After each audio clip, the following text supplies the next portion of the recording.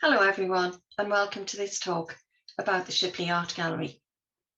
I'll be exploring the history behind the gallery, the collection of one man which started it, and the trials and tribulations along the way.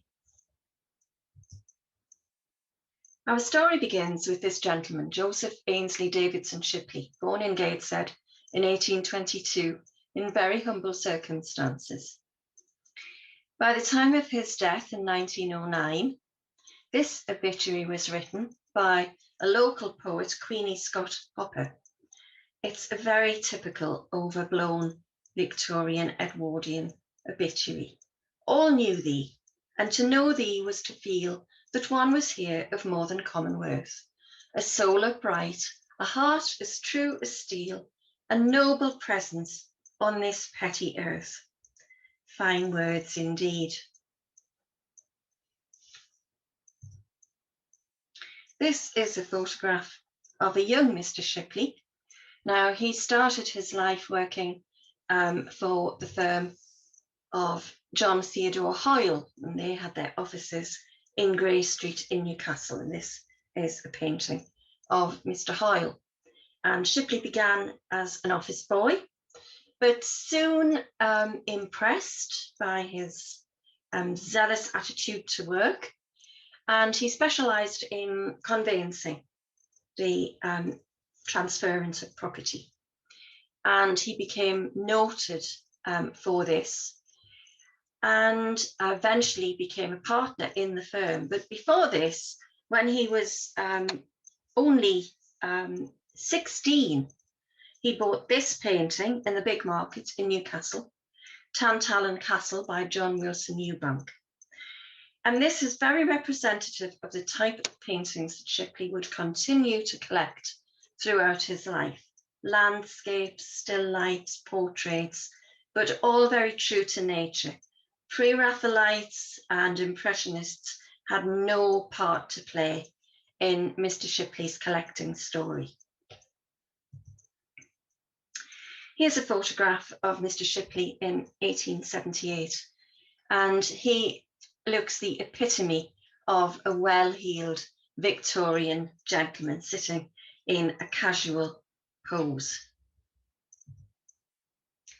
He became a partner in the firm, and by this time the firm had moved to 20 Collingwood Street in Newcastle, and it became known as Hoyle, Shipley and Hoyle.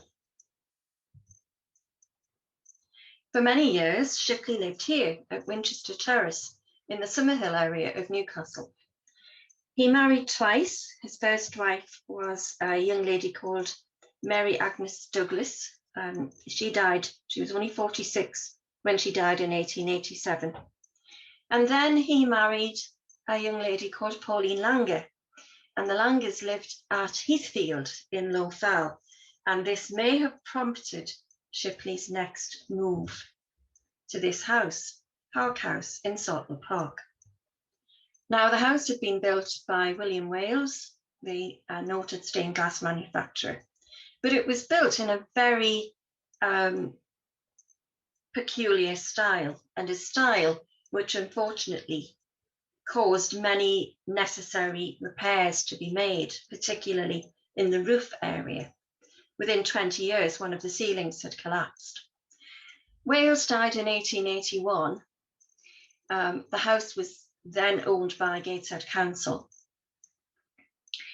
And they put other tenants in, and in 1889, Mr. Shipley took over the tenancy.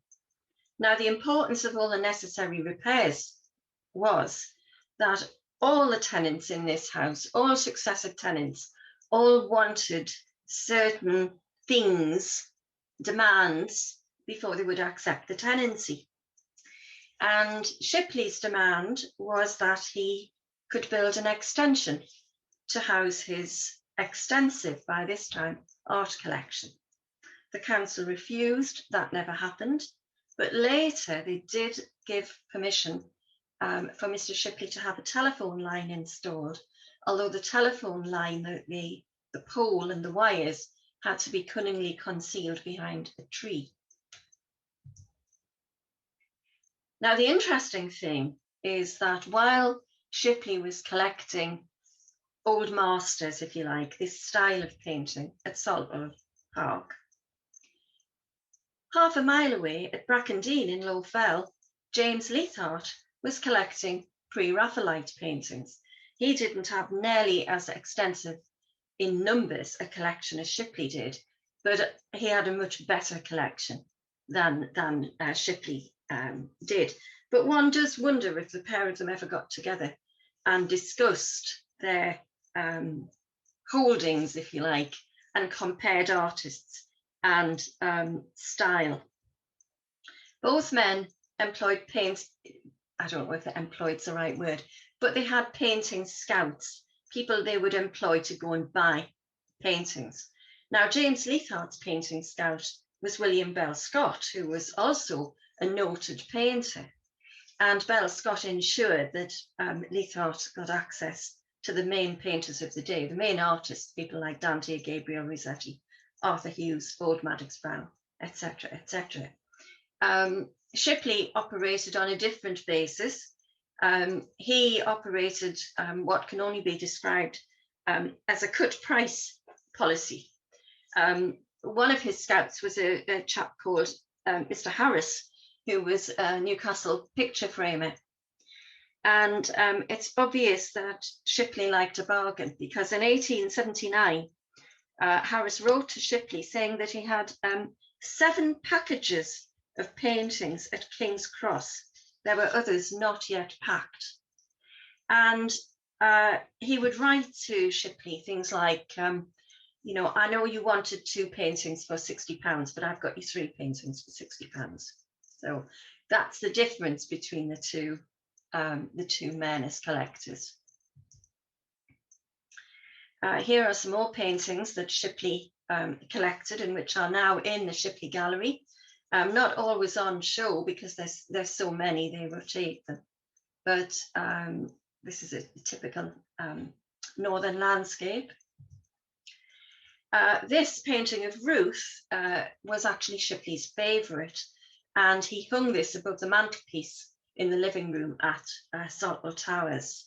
Charles Landless, an American artist. These are very typical of the kind of paintings that Shipley collected. Dutch old masters, chorus of birds. And you can see he only paid £4 for the pair of these in 1878 in Newcastle. And some more, we've got A Breezy Day. Hartley Colliery, which of course the disaster was 1862. So, you know, Shipley was buying not necessarily fashionable paintings, but certainly paintings that were being produced during his lifetime.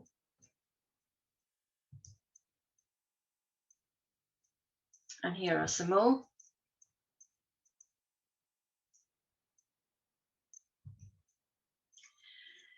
Now, Shipley died in 1909, and you will find his grave, although it's very difficult to find, in Jesmond Old Cemetery. It's a very plain grave. Both his wives predeceased him, and there were no children of either marriage. So after his death, his executors sold the household goods. Atkinson and Garland got the commission to sell at the house. So there's a collection of fine goods, including jewellery. We've got a magnificent single stone diamond ring, a gold repeater watch, a small cellar of wines, books, but notice no mention of the paintings. Now, by the time that Shipley died, he had amassed a huge collection. We think somewhere in the region of 2,500, which was far more than, for example, the Louvre had in Paris.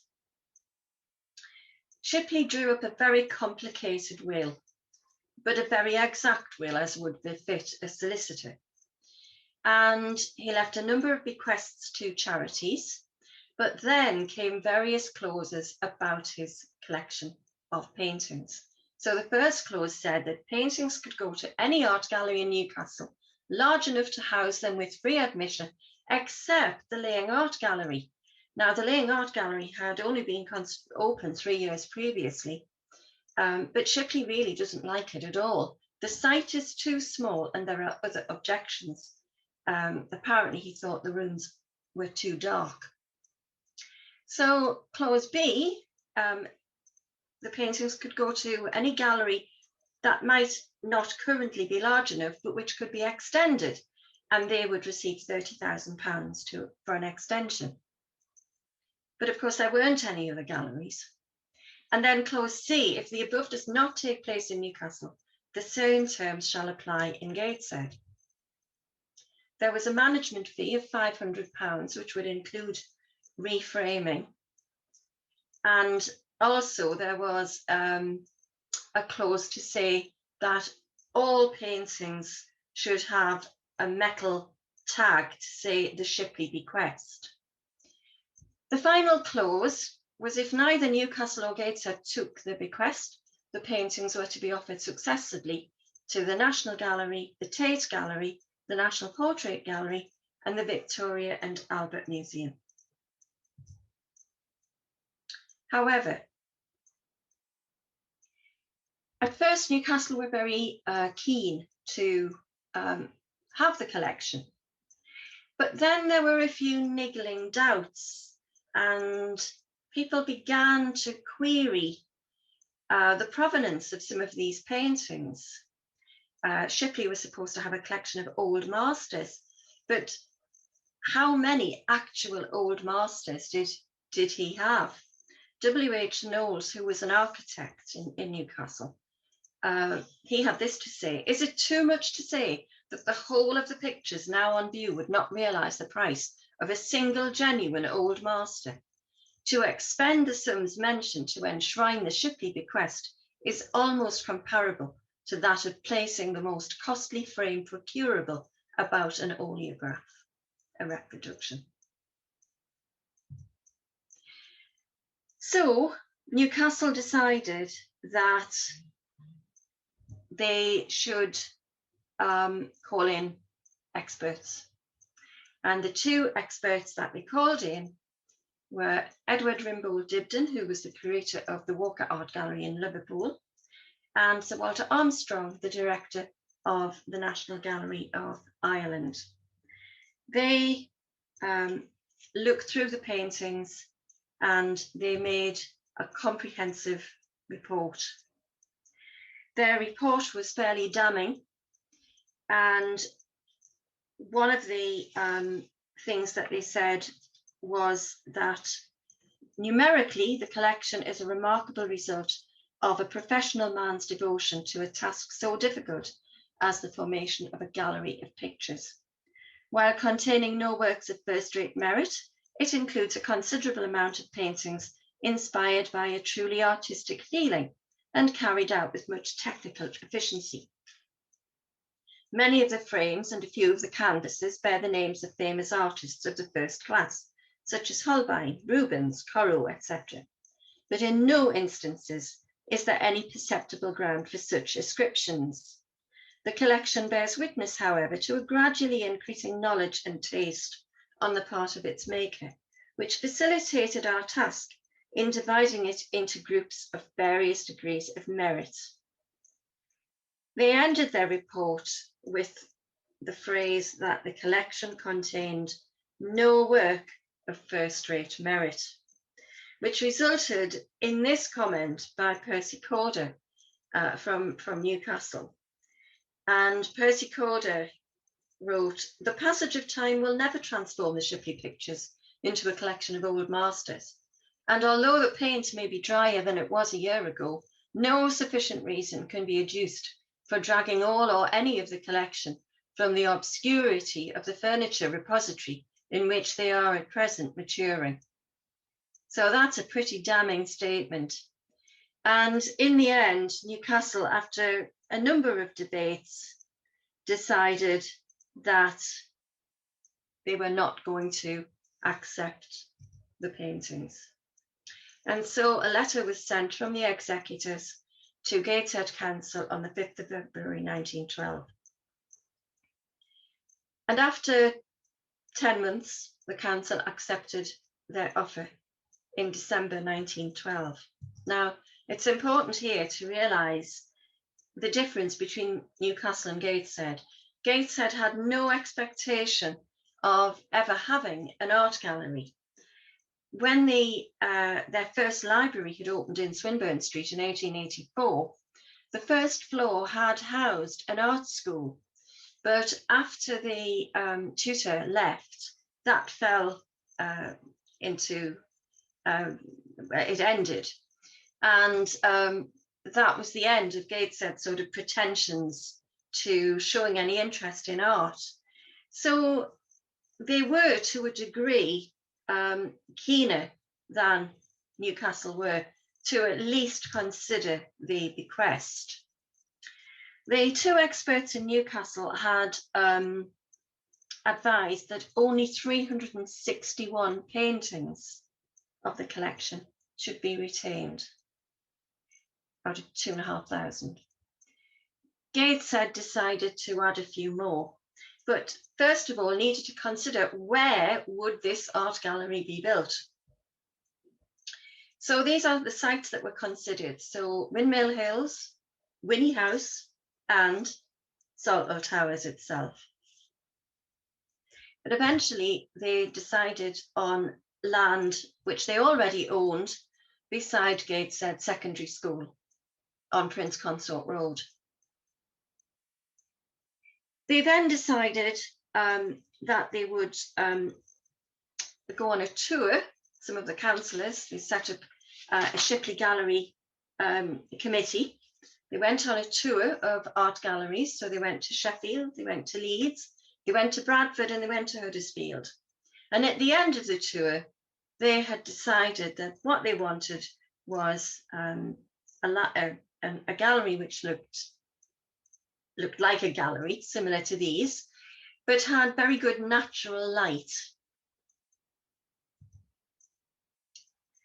So they decided that they would keep about 500 of the paintings.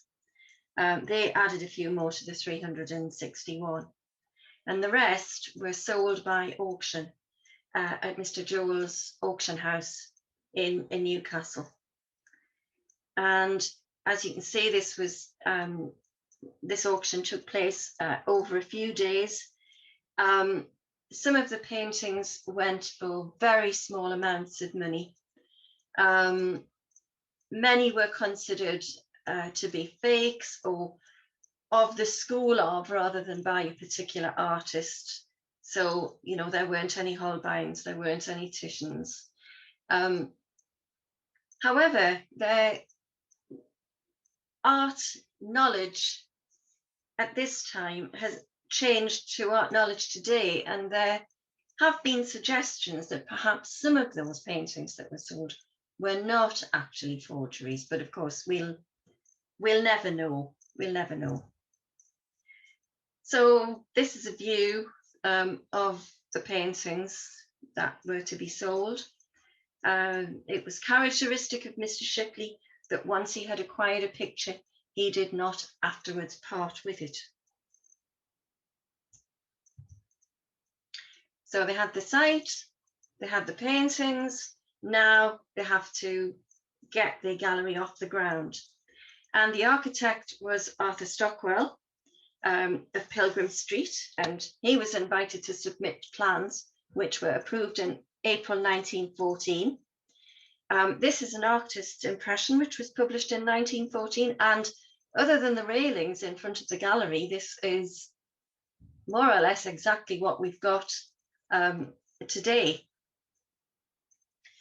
The contractors, the actual builders, were a firm of Newcastle called Lowry's, and they had built the Laying Art Gallery, so they were well experienced. And above the gallery, you've got the two sculpted figures of arts and science, which were done by sculptor W. Burney Rind of Edinburgh. And the gallery was set back 22 feet from the road deliberately to allow for carriage access. The flooring was fireproof of marble, mosaic and parquetry with hot water filled radiators. And there were 5 galleries. And this plan is very much as the gallery is today. So a main central gallery and then 4 offshoots. But you can see that we also have a ladies' retiring room, a gents' retiring room, separate toilets, and we have an umbrella store. And of course, we have the entrance hall and the curator's office. The first curator was Matthew Young, who had been Shipley's office boy and knew the paintings very well. The building opened on the 29th of November 1917, but not until a hiatus in building work had been resolved, because of course this was during the First World War and all building work had been ordered to be stopped by the government, but there was an appeal and Gateshead got permission to resume work on the gallery. So this is probably one of the oldest photographs of the gallery that we have. And you can see very clearly the amount of light coming in from that roof. And this was a real feature of the gallery. And the way that the paintings are displayed is very similar to the way that the paintings are displayed today. But the way that they're displayed today is in recognition of this original way, because contemporary views of galleries are that you don't have paintings arranged this way, so close together, so many in one room.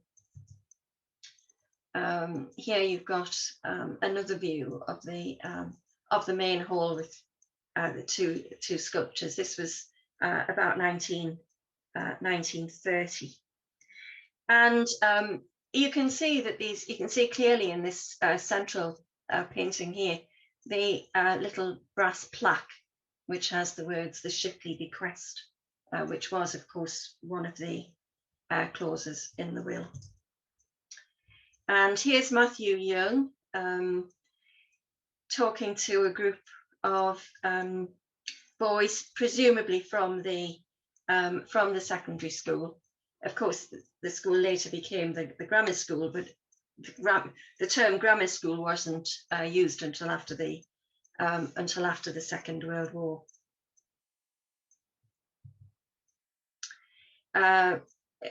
Queen Elizabeth visited in 1948. Here she's accompanied by the mayor and mayoress, and you can see the town clerk in the background. And then in the 1950s, you can see we have other displays, and you can see here that the sort of numbers of paintings on the walls have now been reduced. And this was an exhibition curated especially for the coronation in 1953.